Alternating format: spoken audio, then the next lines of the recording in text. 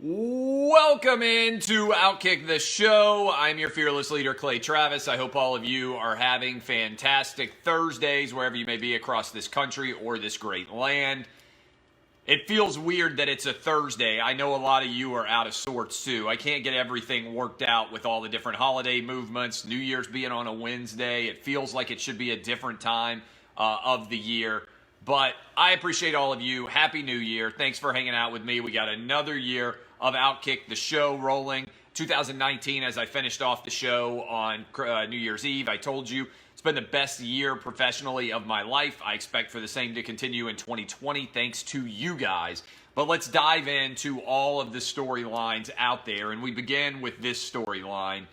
The SEC is good at football. The Big 12 stinks. Now, I'm not one of these people who sits around and uses every single bowl game as a referendum on overall conference strength. But I like to look at the totality of bowl results over multiple years. And in particular, I think it's a little bit like looking at recruiting classes. I don't stand around and say, hey, this 5-star is going to guarantee himself to be a stud. Instead, I tend to look at things and say, let's look at the big picture. And the big picture is this, all right? We've got one more game for the SEC tonight. We'll get into Tennessee versus Indiana in a little bit.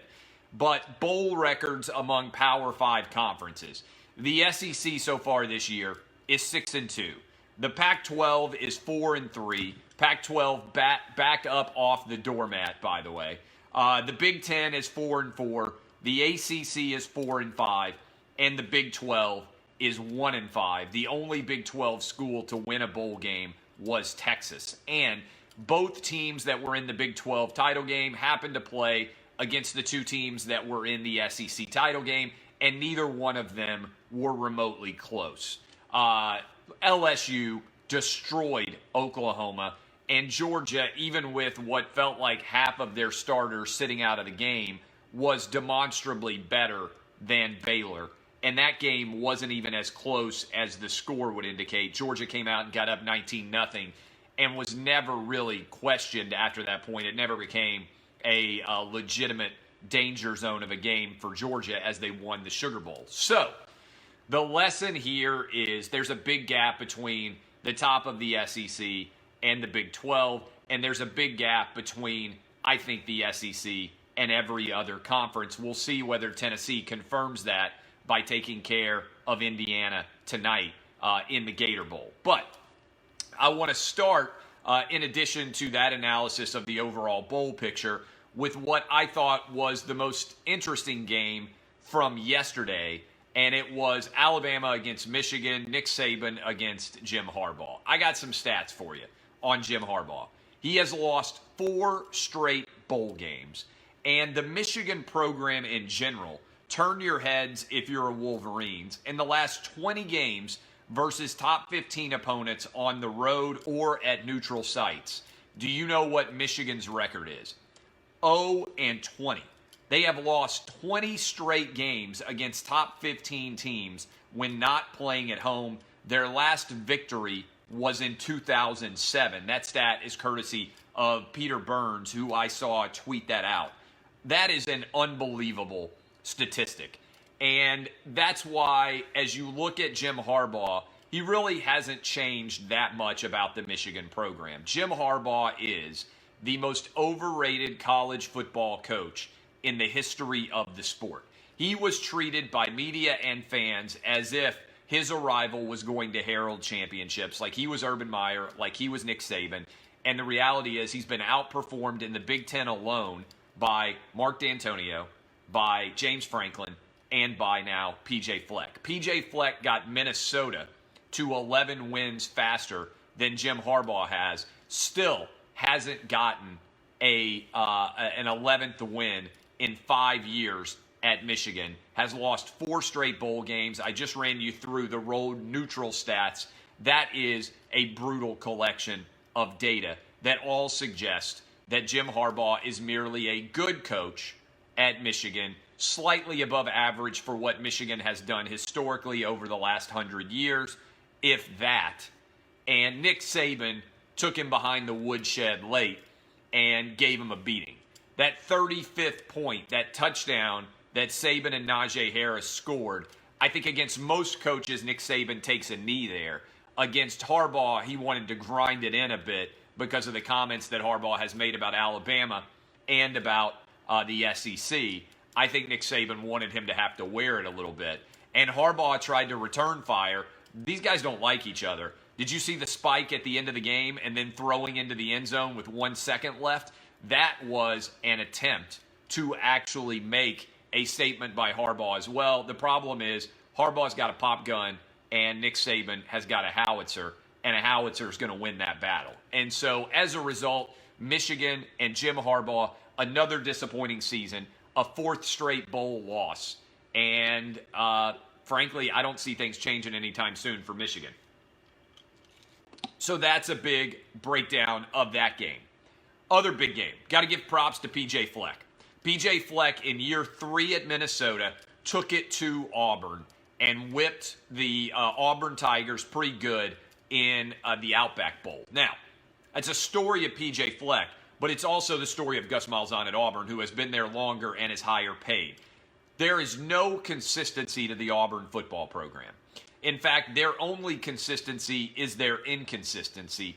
Auburn has beaten Alabama 3 times with Gus Malzahn as their head coach. In all 3 games, they have lost the next game that they play. Auburn Super Bowl every year is Alabama. Other than that, they can't equal the effort or the intensity, and they certainly don't get the same level of breaks. And so the relationship between Gus Malzahn and the Auburn fan base is one of perpetual angst. It's bipolar. One moment Auburn is on top of the world, the next moment they can't beat a team like Minnesota, which they had no business getting whipped by. It's one thing to lose. It's another thing to get whipped. Auburn was lucky to be as competitive in that game as they were. They returned a kick for a touchdown. They got a field goal after a turnover. They did not in any way man up physically against Minnesota. And as a result, I don't know that I ever see that changing. At some point, you are what your record says you are. And Auburn is a pretty good at times team that's capable of being very good and also capable of being very bad.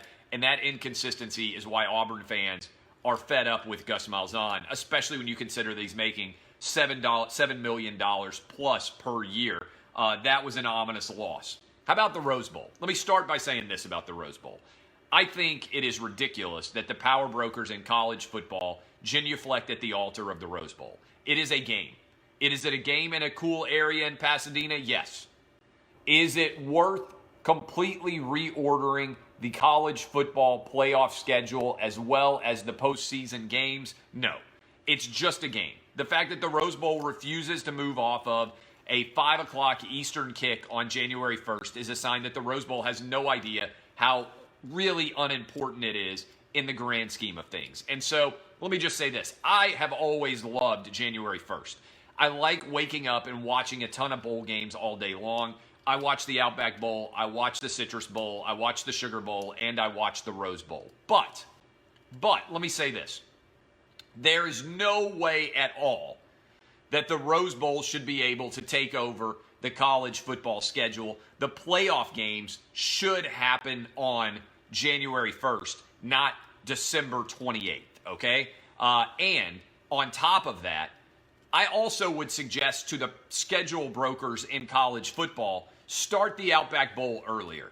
Instead of playing the Outback Bowl and the Citrus Bowl at the exact same time and kicking both of them off at 1 Eastern, why not start the Outback Bowl at 11 a.m. Eastern so those of us who are waking up with our hangovers over the course of the entire country could focus on the Outback Bowl, then pivot to the Citrus Bowl, and then move along throughout the course of the day. I didn't like the fact that I had to sit around until noon my time, but 1 o'clock on the East Coast in order to watch those games.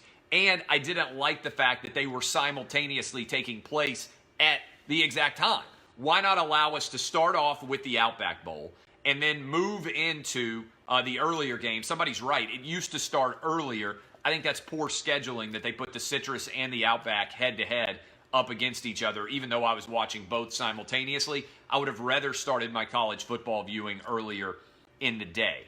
But on the Rose Bowl front, props to Oregon for getting the win, but my God, Wisconsin completely gave away that game. 4 turnovers by Wisconsin that led to almost all of the Oregon points. You had the awful mishandled snap that was easily scooped and scored by Oregon. You had the inability to cover Justin Herbert running at all. The guy had 3 rushing touchdowns in his career, I believe, and he had 3 in the Rose Bowl. Props to Oregon for getting it done.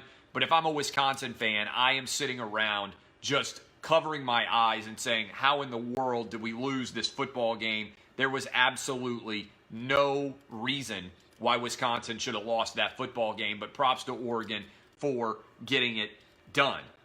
Finally, Georgia, last night, late, really whipped Baylor, and I think it's a credit to Kirby Smart's team. Pickens is going to be an incredible player at wide receiver, but that you could have as many top players as Georgia did sitting out their bowl game and come out and still be up 19-0 at the half and be as dominant defensively as they were. One of the real questions that's out there is Jake Fromm played great, I thought, relative to the weapons that he had. And I'm curious whether or not he's going to go pro. And before the season started, if you had told me, in fact, I told you guys this, if there was a player that was going to go good to great, I would have taken Jake Fromm over Joe Burrow as more likely to do that. I think Jake Fromm has a lot of potential. I think he's very accurate. I think he had a bad offensive coaching staff this year at Georgia. I'm curious what decision he's going to make, but props to the Bulldogs for bouncing back after last year's woeful performance against Texas and getting a win against Baylor. Matt Rule now has to make a big decision as he interviews with the Giants and as he goes out and he interviews theoretically as well with the Carolina Panthers. Is he going to move on to the NFL or not? To go from 1-11 to 11-3, I think was the final record in 2 years is incredible. I don't think it's ever been done before to go from 11 losses to 11 wins in a major college football program as quickly as he did it. That's an incredible credit to Matt Rule. Now I'm curious to see what he's going to do going forward. Tua has a major decision to make. I asked you guys this. What do you think that Tua should do? And it was my poll question that's up there. I'm going to pull up the latest. 44,000 of you voted in this poll question that Tua will announce his decision on Monday. Should he stay at Alabama or go pro? 67% of you said that he should go pro. 33% of you said he should stay at Bama. I agree with the majority here. I think he should go pro. I think Tua should go pro for this reason. You're unlikely to make the money that you lose by going and staying in college for another year. And the risk of staying in college, I believe, is significant. Because remember, Tua has had 2 ankle surgeries. He has also had now he's got the hip injury. And he hasn't even played that many games in the grand scheme of things. And he's been very brittle. And he hasn't even been hit that many times. And so when you break this down, to me, this is not a very difficult decision. I think what you do is you go to the pros while you can. If Tua comes back and gets injured again, or if he plays significantly worse, he's likely to hurt his stock more. Right now, somebody will still draft him in the first round, and if you go later in the first round, sometimes you can end up in a better situation. Compare the situation that Lamar Jackson went to with the Baltimore Ravens with the mess that Baker Mayfield found himself in with the Cleveland Browns. Sometimes falling in the draft is actually to your benefit long range. And if Tua didn't go in the first round, he gets into a new contract situation in 4 years. You make your money in the NFL on the second contract now, typically not the first contract. So if I were advising Tua, I would tell him to go pro, go ahead and rehab while you're getting paid for it, potentially come back and be able to play by the end of the year in the NFL. But I think he's going to come back to Alabama. And I think he's going to join Andrew Luck, Peyton Manning, Matt Leinart, Sam Bradford, and Tim Tebow as guys who theoretically could have left early. Tebow a little bit different in that scenario. And I think he's going to come back and take a big risk and place a big bet on himself that he will be a top 5 pick if he comes back and stays healthy for another season. And it sounds like a bunch of Alabama players may come back with him as well. This is a junior class at Alabama that theoretically could have as many as 9 players. One of the best classes Nick Saban has ever put together. 9 guys go first round. That's going to be really intriguing to watch going forward, but I would say Tua needs to leave. Let's talk about David Stern for a minute. David Stern, I believe, the commissioner of the NBA for 30 years who died yesterday at the age of 77, is probably going to be the greatest commissioner of any of our lives and maybe the greatest commissioner that ever exists when you consider where he took the NBA from and where he left it when he left Adam Silver. What I believe that David Stern had was an uncommon intelligence that allowed him to connect across a large species of the population, right? And in particular, what I would say is epitomizes David Stern's era is NBA action is fantastic. David Stern understood that in order for the NBA to truly explode as a national phenomenon, he needed to reach everybody in all parts of the country. And Michael Jordan is the most successful basketball player of all time because Jordan wasn't trying to appeal to a niche. He was trying to appeal to everyone. And that was, I believe, the voice and ideals of David Stern. I don't think David Stern would ban the word owner. I don't think that David Stern would have pulled the All-Star game out of North Carolina. I don't think that David Stern would have bent the knee to China like the NBA players did. I think David Stern is a super smart guy, but he also had a lot of common sense, and he understood the importance of being able to appeal to a large segment of the population. And so I think sometimes you have to be careful that you start, I think Rupert Murdoch said, beware of catering to elites effectively. When you start trying to make people on the East and West Coast like you, you very often start to lose the middle part of the country, which is the nuts and bolts, the bread and butter of your overall business. And I think that's what's happened to the NBA, why the brand is down 26%. Because the NBA has looked askance and left behind the people in the middle part of their country who may love basketball, but also have voted for Donald Trump. I appreciate David Stern because he ran a big tent business. And again, that advertising campaign, NBA action is fantastic, is such an incredible endorsement of the brand. It was focused entirely on the product and how fans responded to that product, not on trying to cater to a small segment of elites, far left-wing social justice warriors on social media, which I think has become a major albatross for the NBA going forward. But props to David Stern for what he built and the incredible job he did. I doubt that there will ever be a better or more effective or more impactful commissioner in terms of overall sports than what David Stern did in his 30 years with the NBA. Finally, I don't know if you guys saw this. Maybe we can grab the clip and play it. May have to edit it. But if you'll remember, CNN banned me from appearing on their broadcast because I had the gall to say that I believed in the First Amendment and boobs. With Anderson Cooper and Andy Cohen on their New Year's Eve broadcast, I want to grab, maybe my guy can grab the clip, my guys can grab the clip and put it in here, but they were talking about who had the biggest cocks in Hollywood on CNN during the New Year's Eve broadcast. Now look, I'm not a prude. I don't care what you want to talk about. You can talk about anything on your broadcast network. I am in favor of creative freedom. But if your standard is Clay Travis is forever banned from appearing on CNN because he said he loves the First Amendment and boobs, how in the world can you justify Anderson Cooper and Andy Cohen talking about who has the biggest dick in Hollywood live on your broadcast on air for everyone to see? All right? There would be no standards at CNN if they didn't have double standards. And I think this is utterly pathetic by them. And I will continue to point out that my career and my ratings have gone up ever since CNN banned me forever, while theirs have tanked. And I would submit that that's going to become even more the case in 2020. Your boy's on the upswing, and CNN is on the downswing. And one reason why is because viewers can tell who is and who is not authentic. And over time, hypocrisy will absolutely cut your legs out from underneath you if you aren't careful.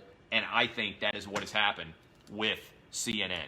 I love all of you. My name is Clay Travis. It's been Outkick the Show. We're going to be live on Lock It In a little over an hour, 3:30 Central Time, 4:30 Eastern, 2:30 Mountain, 1:30 Pacific. I love all of you. Sorry. Got to talk about Tennessee and Indiana. Also, Tennessee and Indiana. I love the Vols here, and I like the over. It's my final two gambling picks of the year on the regularly scheduled college football bowl games. I will be betting on LSU and Clemson, but that's not for another 10 days or so. So tonight, I love Tennessee, and I love the over. My final two picks. I gave it out to you, I believe, at 1.5. It's all the way up to 3.5 now. Tennessee is favored. I gave you out the over at 51.5, and it's all the way out to 54.5 now. Vols get it done. SEC moves to 7-2 in bowl games. Kisses. I love all of you. Jarrett Garantano, big night, big plays galore. Love all of you. Santa Clay coming to town. I will see you tomorrow. DBAP, unless you need to SBAP. This has been Outkick the Show. Happy to 2020 to all of you. Kisses. See ya. Love you. Thank you, Facebook.